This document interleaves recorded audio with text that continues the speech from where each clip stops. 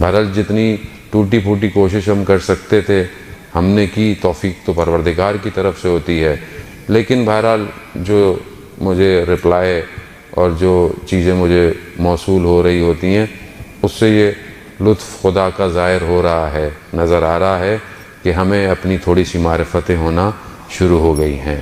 تو ہیڈنگ یہی ہے، معرفت نفس ہے، اس کے نیچے ذیل میں موضوع جو ہے وہ مناسبت کے حساب سے ہے۔ بہرحال پہلی چیز چند جملے ماہ شعبان کے لیے۔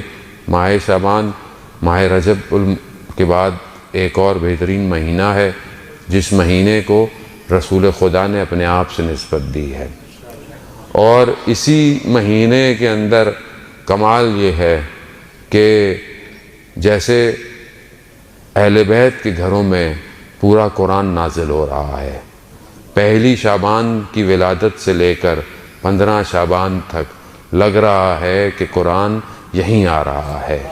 ہر ایک ولادت جو ہے وہ آنے والے وقتوں کے لیے اسلام کی بقا محسوس ہو رہی ہے۔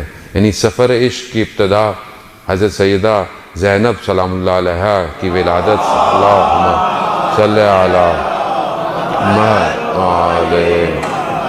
ظاہر ہے جہاں حسین کا ذکر ہو وہاں زینب کا ذکر نہ ہو تو ذکر ادھورا ہے، اور یہی وجہ ہے کہ شاعر نے ایک سطر میں، ایک جملے میں سمیٹ کے رکھ دیا کہ کربلا کربلا می ماند اگر زینب نہ بود، کربلا کربلا میں رہ جاتی اگر زینب نہ ہوتی۔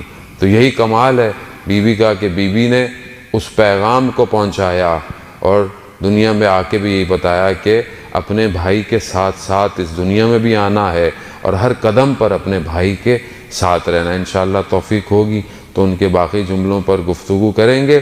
تو بہرحال ماہ رجب، ماہ شعبان رسول خدا کا مہینہ ہے۔ کثرت سے درود بھیجیے اس مہینے میں، جتنا آپ درود بھیج سکتے ہیں۔ 2 طرح کی استغفار ہیں، مفاتیح الجناح کوئی اور کتاب دعاؤں کی آپ کھولیں گے تو آپ کو پتہ چل جائے گا کہ 2 استغفار ہیں اس مہینے کے اندر۔ ایک صلوات شعبانیہ ہے جو تھوڑا سا طولانی ہے، لیکن ہر روز ظہرین کی نماز میں اگر پڑھیں یا ظہر کے بعد پڑھیں تو وہ زیادہ بہتر ہے۔ اور ایک چیز جو اس ماہ شعبان میں بہت زیادہ امپورٹنٹ ہے، مہم ہے، وہ مناجات شعبانیہ ہے، یعنی وہ مناجات کہ جو شعبان میں کی جاتی ہے۔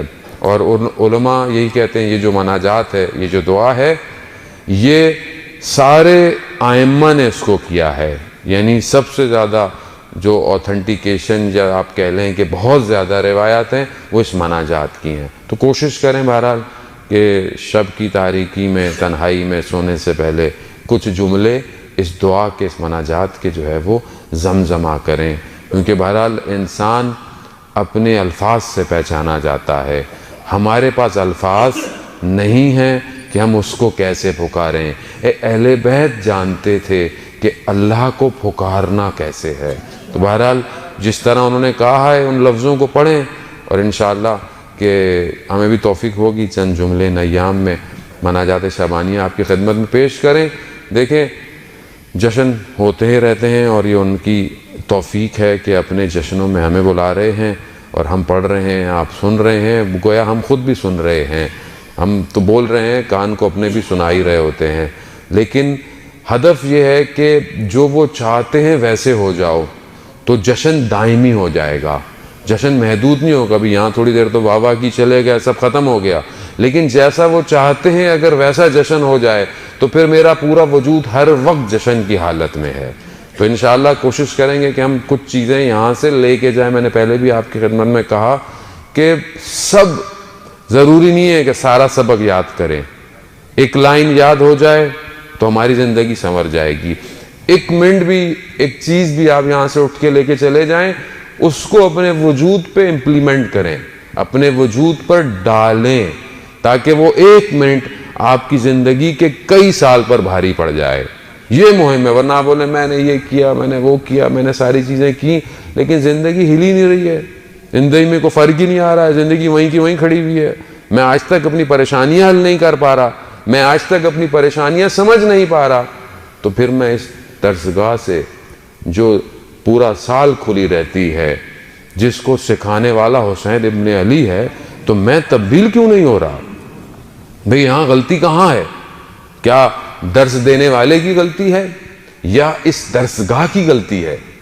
اس کا مطلب ہے کہ میرے اپنے اندر کچھ ایشوز ہیں، میرے اپنے اندر کچھ پرابلم ہے جس کو میں سمجھ نہیں پا رہا۔ تو عزیزان محترم، کوشش یہی ہے کہ ہم ان چیزوں کو دور کریں اور آگے کی طرف بڑھیں۔